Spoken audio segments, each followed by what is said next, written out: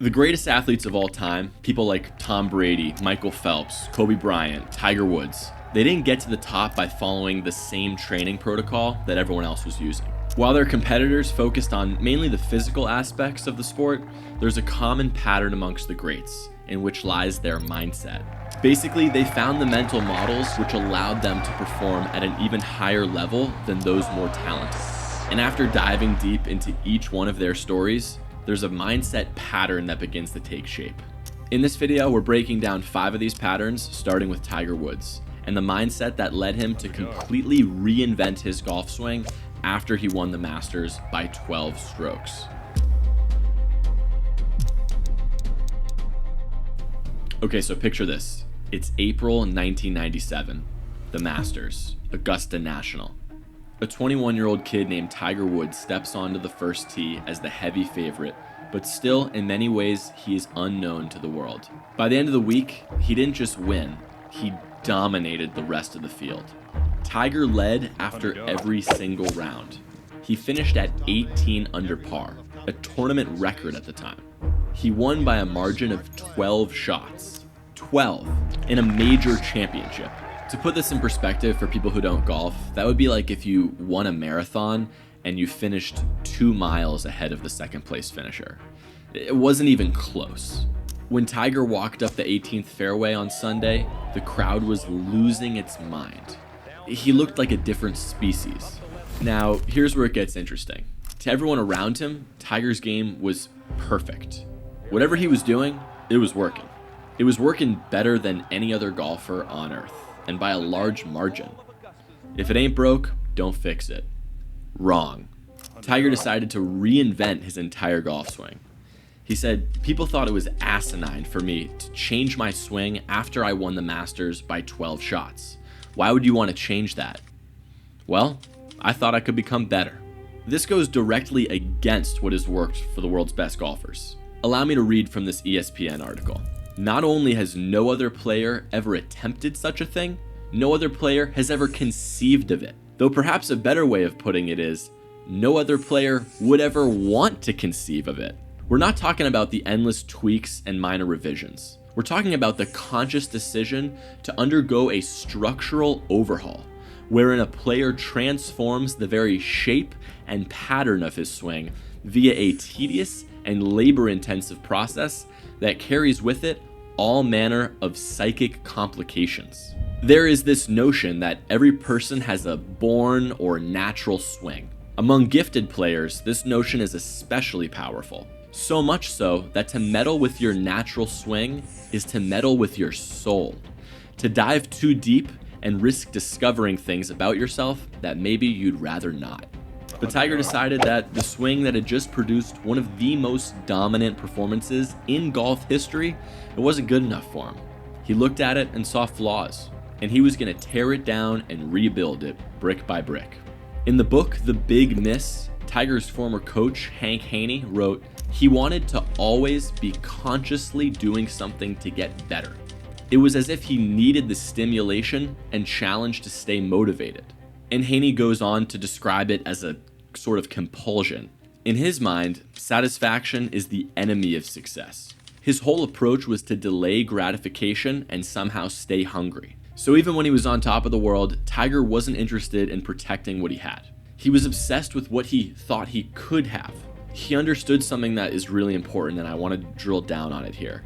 He understood that the moment you let success make you soft, the moment you start protecting what you have instead of striving to improve, is the precise moment that you begin falling behind.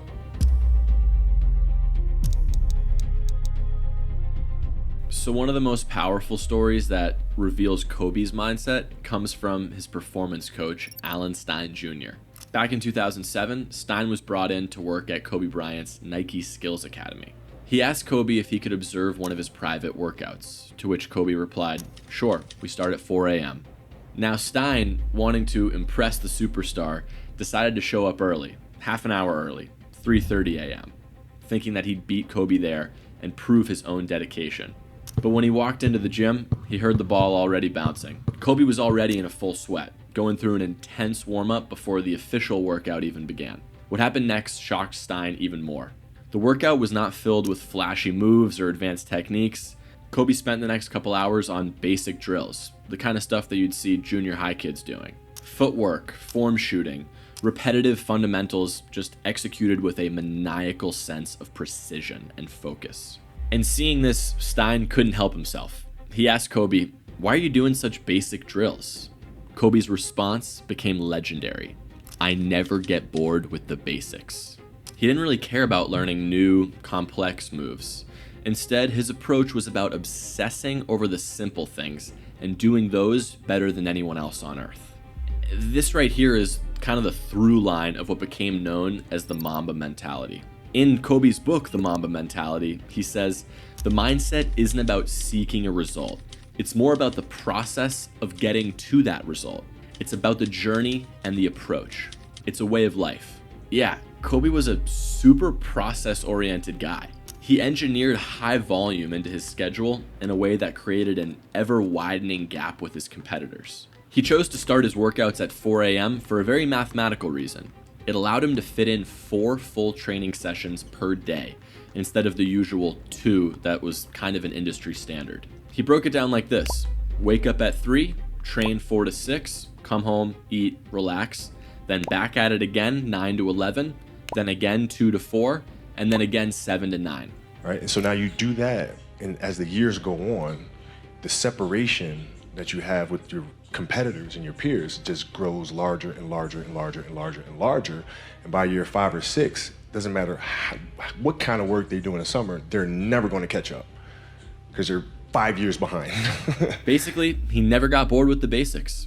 He focused on the process, not on the outcome. Let's set the stage. It's the final of the men's 200-meter butterfly at the 2008 Beijing Olympics. Michael Phelps dives in. The race of a lifetime is underway. He's already won multiple golds that week, and now he's chasing history. Then, just 25 meters into the race, his goggles begin to leak. By the second turn, they are completely full of water. Phelps is swimming blind in the biggest race of his life with zero visibility. He can't see the walls, can't see his competitors, he can't even see the bottom of the pool. But he didn't panic.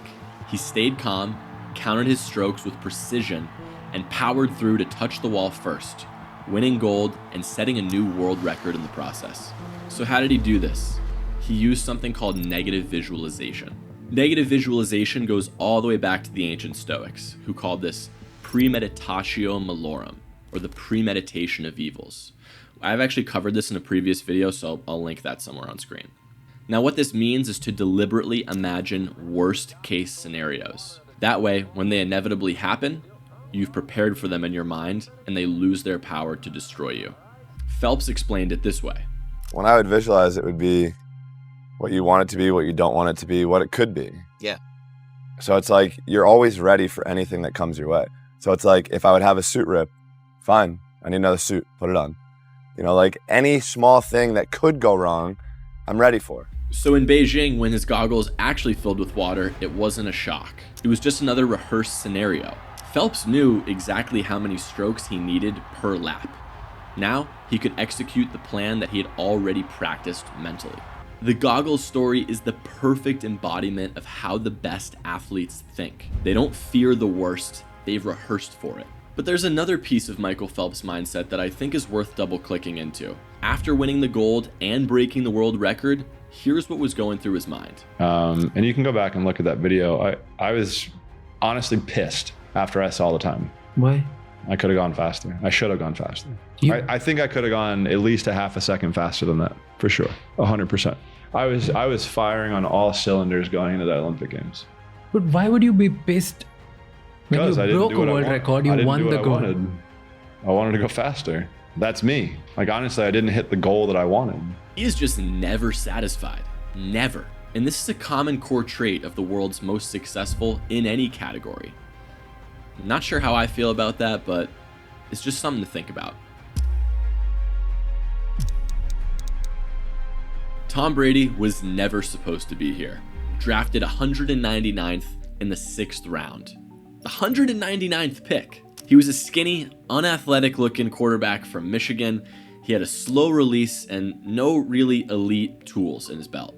Right from the jump, scouts were questioning his arm strength, his mobility, his speed. There wasn't a lot of clear upside to Tom. At the combine, when you watch Tom, you saw this tall, gangly looking kid. Looked like haven't ever seen a weight room. Ran a 5.2 something. One of the slowest quarterbacks in the combine.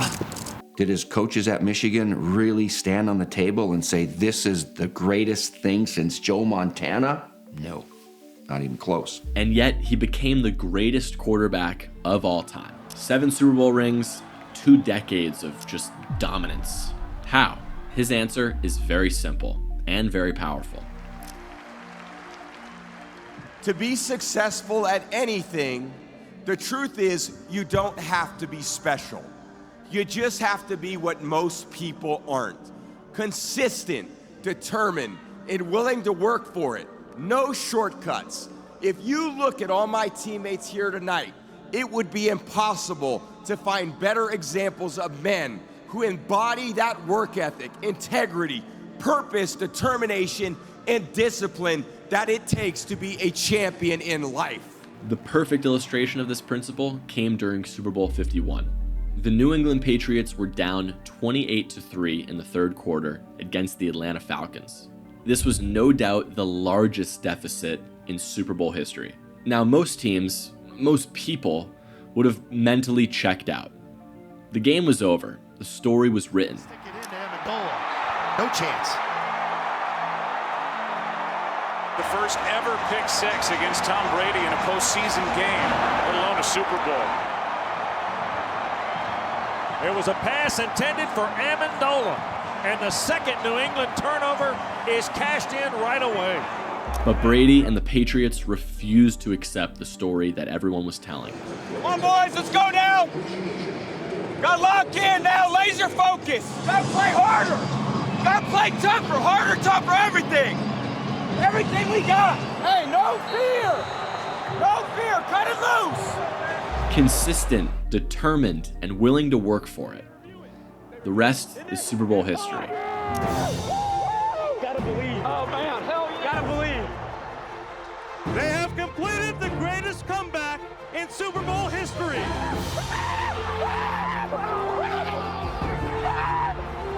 It's another dynasty. They had 3 of 4 in the early 2000s. They've got 2 of 3. And their 39-year-old quarterback has never been better. Are you kidding me? We made a story. What I say at halftime, it's gonna be a hell of a story. I love you, bro. Now, this wasn't just a one-time miracle, right? This is the culmination of a career built on a belief that you don't have to be special. You don't have to be the most talented, the most athletic, the most gifted, but you need to show up every day, no matter the circumstances. This may come as a surprise, but early in his career, Roger Federer had a little bit of a temper. Actually, not a little bit. He had a temper. He smashed rackets, he screamed at umpires, his explosive emotions were derailing his matches, and they were threatening to destroy the potential of his career. Then came a turning point.